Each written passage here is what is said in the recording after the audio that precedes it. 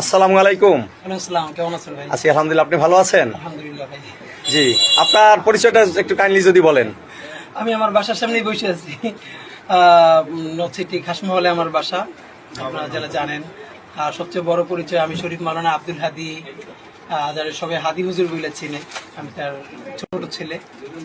আর এই তো খাসমহলে আমাদের বাসা।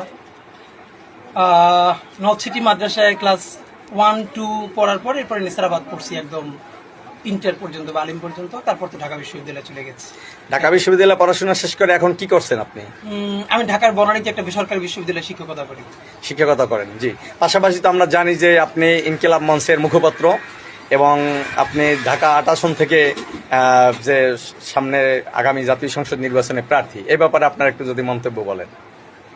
আসলে আমাদের তো উদ্দেশ্য একটা নতুন রাজনীতি নির্মাণ করতে চাই।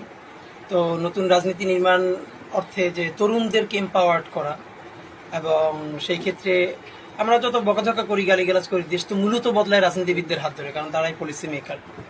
তো সেই ক্ষেত্রে আমরা নির্বাচনে কত ভালো করবো এটার থেকে গুরুত্বপূর্ণ হলো আমাদেরকে যে গত ফ্যাসিস্ট আমলে অ্যাপলিটিক্যাল একটা জেনারেশন গড়ে তোলা হয়েছে, বিরাজনীতিকরণ। তো যারা তরুণ, অনেস্ট অ্যান্ড ডেডিকেটেড, তাদের পলিটিক্যালি ইনভলভ হওয়া খুব জরুরি।